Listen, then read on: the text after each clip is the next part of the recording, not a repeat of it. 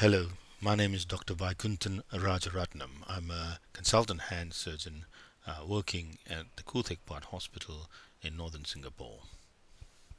Today I'm going to talk about e-learning and the postgraduate residency program.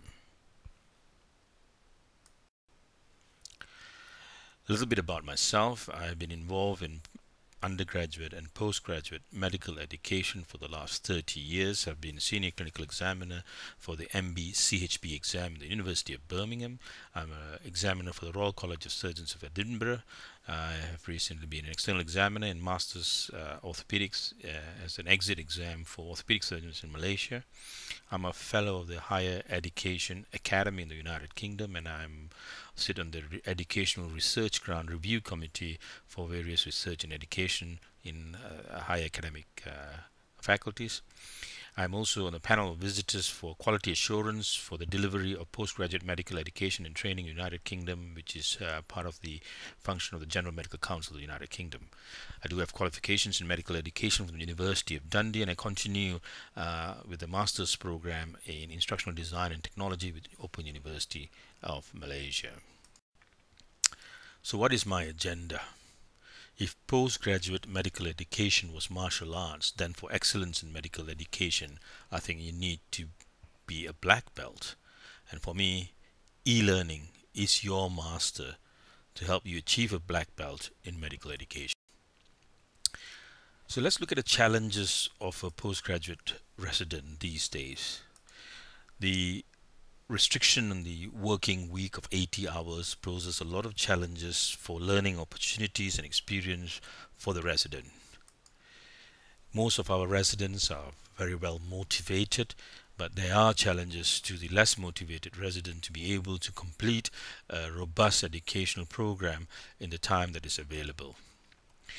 Recent pressures on individuals' work-life balance is an issue, especially with residents who have young families trying to balance work and life and maintain a sensible social life while undergoing postgraduate medical training.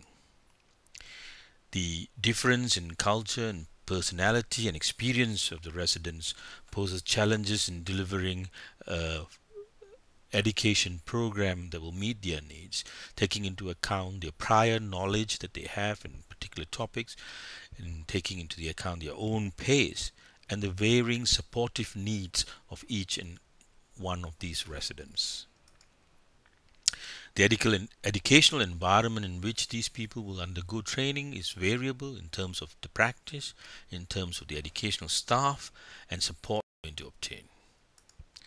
What are the challenges for the faculty? The faculty again faces the same problem of time, trying to maintain a balanced practice in terms of their clinical work, at the same time to do research and teach. The differences in the teaching ability and skills and practice in terms of clinical work will again pose a challenge in delivering training. Faculty too have to maintain a work-life balance, and especially young consultants need to maintain clinical practice at the same time to spend time in education and research. Motivation is by and large generally there, as most of the faculty members are motivated to teach, but however there is an issue in terms of reward for teaching, in terms of recognition in the appraisal and performance assessment of the faculty members. Faculty members need to give priority to education and how they can do that, especially younger consultants, in the presence of building up a clinical practice. In terms of the curriculum for training, the curriculum is generally, hopefully, has been developed to be outcome-based and community-orientated. This is very, very important, as it has to reflect the type of practice that is available and commonly seen in the community. The challenges is also the curriculum should be resident-centered to the needs and abilities of the resident and be flexible. And I think this is something that we need to look at to allow for subspecialization to occur if there is a desire to do so. The challenges facing the way in which the education is delivered in the pedagogy is, do we stick with the standard and traditional unidirectional, less engaging type of lecture format, or do we want to move on, as all educational units now have realized the importance of an innovative and engaging education process that is on demand for the needs and requirements of the individual learner. It has to be self-paced, self-directed, flexible enough, and experiential with work-based learning. And these are the traditional and classical features of the residency program. The challenges in terms of assessment is that it has to be competency-based and work-based, so that the residents will buy into it, and the assessment is reliable and valid in their view and in their perception, and therefore would have better buy-in. So what is e-learning? E-learning is a process in which residents are able to acquire knowledge with the use of technology. It is learning anytime, anywhere, at their pace and on demand for them, which is crucial. It can include training with specially designed learning objects that are able to impart skills. The delivery of just-in-time information and guidance from expert is crucial in e-learning. The educational needs of the working resident is that he needs to have an educational program that is on demand, that when he needs it, he's there. It has to be flexible to be able for him to jump through various types of learning engagement and activities and knowledge base as he requires it. It has to be work-based learning because he is in a vocational training environment. The modularity of the education allows him to be able to do modules within his capabilities at his own time and pace. It must recognize prior acquired knowledge that the resident may have, which can be variable depending on their experience and past work life experience.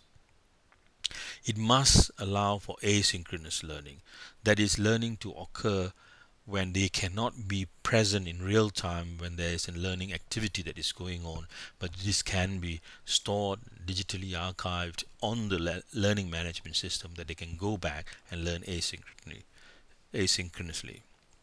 It has to be cost effective, and it must be scalable in the sense that more and more educational objects can be added to expand the core objects that the resident can use. And this scalability will also allow for interspeciality training, as there can be common modules that can be created. The architecture has to be generic to allow for this sort of learning to occur in different mediums and different formats.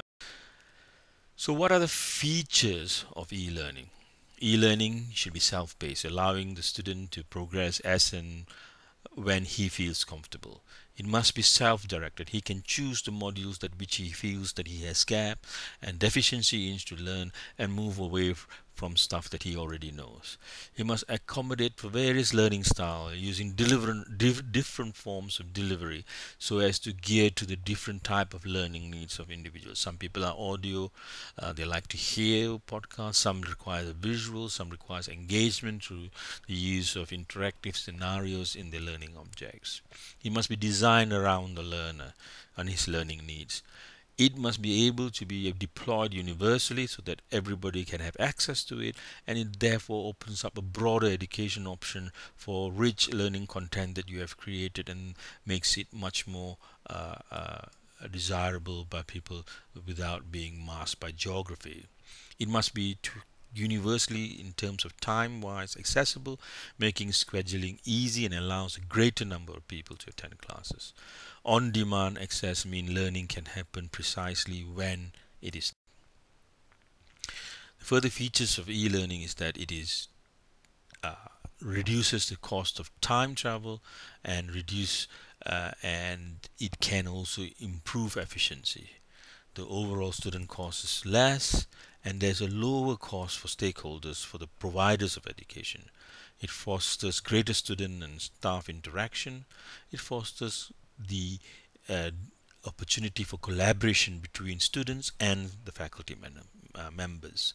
It enhances computer and internet skills. It draws upon years of established pedagogy principle, and is now drawn the attention of every major educational institute. So basically, in an e-learning object or a module that you create. It takes text documents, files, and makes it available on online or through a form of medium using the digital medium. It allows for animation, the use of audio, videos. You can provide surveys, you can do quiz, multiple choice question and assessment. You can provide scenario plannings for problem-based learning, as we see in medicine, and it can allow for the use of object and graphic analysis for helping students learn using various forms of images that we normally use. The benefits of e-learning is that it is convenient and portable. Once it is created, the portability is amazing. It is relatively cost effective, and you can choose the various types of learning objects that one requires. It allows for flexibility in delivering a program, and most of these e-learning objects provided higher retention, and the evidence is very positive on this. And it allows for greater collaboration between students, and not only students but instructional designers and creators of content. It provides for great global opportunities for the use of these e-learning modules to be used globally. The various types of levels of e-learning: you can provide a knowledge database, just purely providing some lectures online. You can provide online support for individual learners and faculty members. It allows for asynchronous learning, that is the production of learning events that are then stored online for people to learn when they need. And it can also provide synchronous learning, that is standard classroom but using virtual learning classroom. That is the ability for the lecturers to provide a lecture for students who can be remotely present all over the world, and these learning activities can then be recorded and stored for the others who were unable to attend the live teaching experience to learn asynchronously. So what is the e-learning strategy for the faculty? Firstly, we need to create awareness and knowledge of the functionality of the learning management system that is available for the residency program. There need to be a creation of a team of faculty members to become e-learning warriors. We need to engage consultants and faculties to become prolific content creators, because content is king. We need a dedicated team to manage the whole e-learning process, and we must ensure all stakeholders buy into the e-learning program. As far as the learning management system is concerned, it must be able to provide a clear and accessible roadmap of the curriculum for everybody. It must have a systematic recording or monitoring of learning activities being performed by the residents. It must allow for the repository of evidence of learning and assessment that has occurred. And it must ensure and facilitate the utilization of LMS for all educational transactions. As far as the resident is concerned, the e-learning strategy is that we must ensure there's a high utilization of the learning management system, and this is only possible as long as we provide content and add value to the engagement that these students will have with the LMS. We must recognize and validate the asynchronous learning activities that occur, and every time that the resident learns on the LMS, it's recorded, showing that true and deep learning is occurring. It must facilitate and simplify the formative assessment process, and the LMS must be, and the e-learning program must be easily accessible to all residents, and meaningful feedback must be provided at all times. So what do we do now? We need to have a clear idea what our strategy for e-learning is, what are the processes and what systems that we have, so as to enable cost-effective learning and teaching to occur. Thank you, and I hope this has been useful. Goodbye.